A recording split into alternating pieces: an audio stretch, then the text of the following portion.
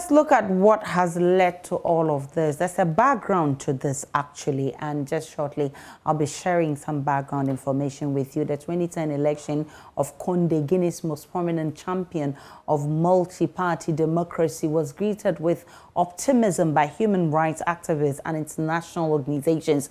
Until then, Condé has been the chief critic of a succession of autocratic leaders. Ahmed Sékou Touré, who ruled from independence in 1958 until the death in 1984, Lansana Conté, who seized power in a coup after Touré's death, and Moussa Dadis Camara, who led a coup after Conté's death in 2008. Now, ethnic riots between Malinke and Pearl in 2012, disaffected young people attacked an iron ore project run by Val, causing millions of dollars to go damaged. Opposition protests and labor strikes. His security forces cracked down, drawing criticism from the United Nations and rights groups. In 2013 to 2016, there was an Ebola outbreak. Now, the outbreak killed more than 2,500 people in Guinea and dealt a multi-billion-dollar hit to the economy. And the third-term threat, Condé won re-election in 2015, but more turmoil followed as his opponents accused him of angling for a third term and started organizing large street demonstrations. And finally, we're here. But the U.S. State Department denounced the coup d'etat and warned it could limit Washington's ability to support Guinea. United Nations Secretary General Antonio Guterres condemned the takeover in a tweet and called for Condé's immediate release. The chairman of the African Union, DR Congo President Felix Tshisekedi, and the head of its executive body, former Chadian Prime Minister Moussa Faki Mahamat, also decried the move, calling for Condé to be freed. Now, the Economic Community of West African States, ECOWAS, through its acting president, Ghana's leader Nana Akufo-Addo, threatened sanctions if Guinea's constitutional order was not restored. All right, let's get more on this and speak with the Director of Faculty, all right, Dr. Festus Kofi-Obing. He's Head of Research and Capacity Building at the West African Network for Peace Building, WANEP. I'm grateful that you joined us this afternoon. Thank you very much, and good afternoon to your viewers. Mr. Obing, I guess the developments in Guinea doesn't come as a surprise to you. Well, I mean, if you look at the background that you provided before talking to me, you will see that the early warning signs have been there. I mean, since last year, when President Alpha Condé, through constitutional changes, stood for a third term against the wishes of majority of people in Guinea, and the violence that ensued following that, and also after the elections that were held in the country. You could see that, I mean, Guinea was sitting on a time bomb, and I'm not surprised that the military has taken over power in that country. But, I mean, you hear people jubilating on the streets of Guinea because of what has happened, but really, what does this mean, especially for economic stability in that country? I think that, first of all, we need to understand that when there are coups, if you look at the region, anytime there are coups, there are sometimes jubilation on the streets. That does not mean that the coup makers are good or they foresee a re-establishment of good governance or rule of law. It simply means that people were not too comfortable with the past government, and that government may perhaps be bad. And so it doesn't mean that they prefer the coup makers, but perhaps maybe because they feel being liberated from if you, for want of a better word, repressive regime, as some will call. But you know, from 2010 up to now, Guinea has made tremendous improvement in various sectors of the economy, despite the fact that there are challenges.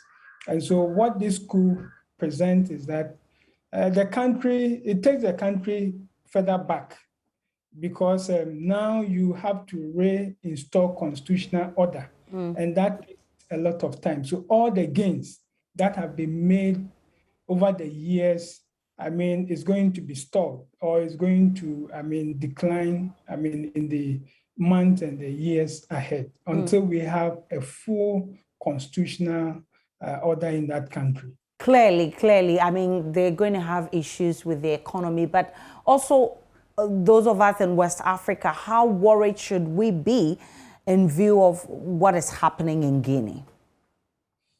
Well, I think for two reasons. One, the first point is that what has happened in Guinea, I mean, goes on to reinforce the perception that West Africa is the most volatile region within the continent of Africa, and looking at the tremendous gains we've made over the years through democratic consolidation, you will see that majority of countries within the region, most of the political elites or leaders come to power through the ballot box and not through the barrel of the gun. So this goes to remind us of some of the past issues that happened with governance within the region, which does not augur well for the democratic consolidation process that ECOWAS has instituted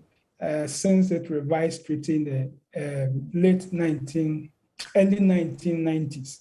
And then the second point is that if you look at the issues that influenced the coup, you will see that those issues are common within the region. They talk about issues of corruption.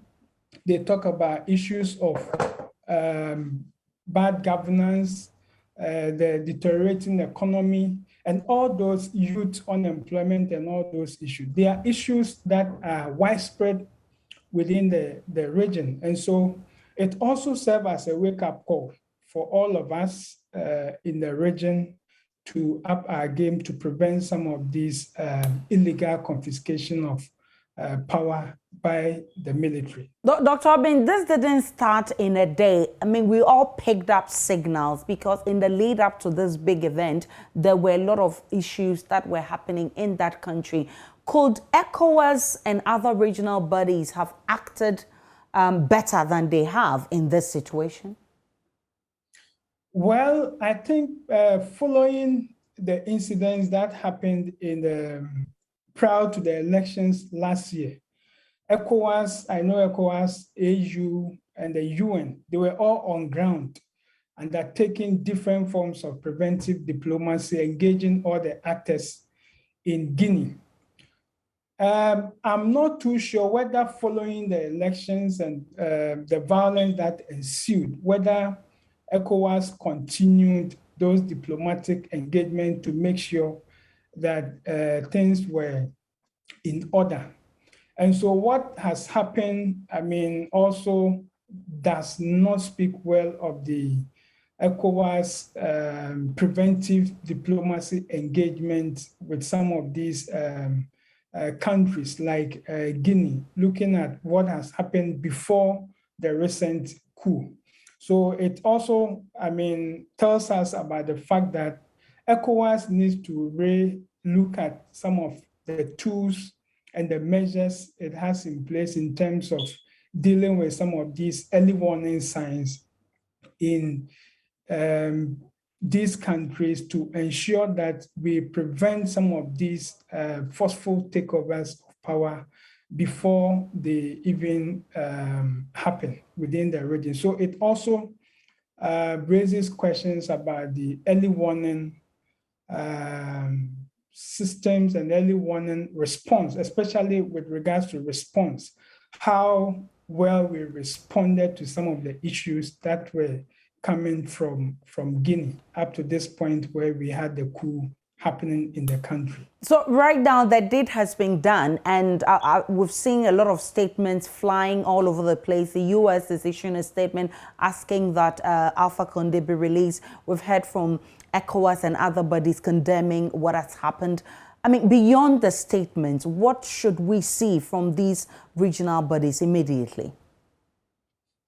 Well, I think ECOWAS, for example, has a protocol. And within that protocol on democracy and good governance, there are measures and procedures it initiates whenever there are unconstitutional changes of government like military coup. So I think that one of the first measures they normally do is to condemn and call for a restoration of constitutional order. Following that, if situations does not improve, then they could move on to suspension and then also look at other diplomatic engagement where sometimes it results in transitional government within the country over a period of time where they can now have elections and return back to constitutional rule. But I think for the meantime, the most important thing that ECOWAS and the other bodies have to do is, first of all, to get the president's release from the coup makers and then engage in other diplomatic efforts with the coup makers and other key stakeholders in the country to see the way forward in terms of returning the country back to constitutional order. I'm grateful for your time. This is a conversation we'll continue to have until we have peace restored and stability in that country, Guinea. Dr. Festus Obeng is head of research and capacity at the West Africa Network for Peace Building. We can now listen to Director of Faculty of Academic Affairs and Research at the Kofi Annan International Peacekeeping Training Center, Professor Kwesi Enin, who says the region must position itself against more of such coups. It's a very unfortunate development. It's unnecessary, but it hardly comes as a surprise at all. It was expected, and I think there have been multiple failures that contributed to the occurrence that we saw yesterday. And when you say multiple failures, what exactly do you mean by that? Well, I think it's because Guinea, as a signatory to ECOWAS and African Union documents with respect to democracy, rule of law, respect for human rights, and elections, consistently failed to fulfill or comply with the documents that they had signed on to and the values and the norms that they had signed on to.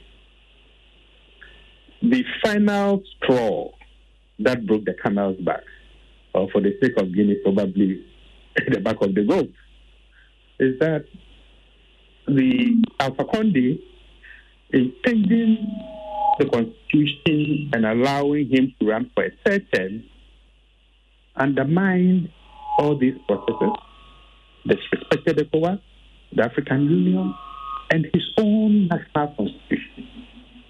Now, the question that we need to ask relates to the responses of his peers within ECOWAS and the African Union in advising him to pull back from the brink. We know that internally in Guinea, there were demonstrations, there were riots, people were killed and shot. But on the international scene, the level of criticism or advice given to Condé and his henchmen and women was very low.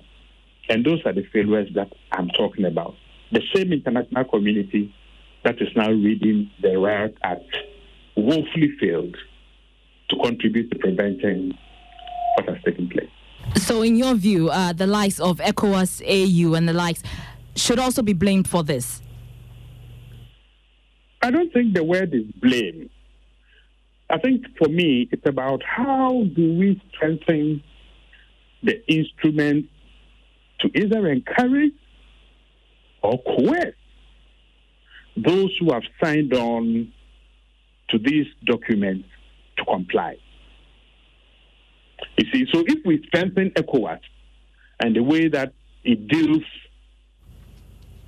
with member states so they can comply, because you see, failure in Mali, now in Guinea, will possibly cascade to other countries. And my assessment is that because of Chad, Mali, now Guinea, there may be 2 or 3 other countries that may face a similar challenge. You have the Professor Kwesi Enin. He's a security analyst and also with the Kofi Annan International Peacekeeping Center.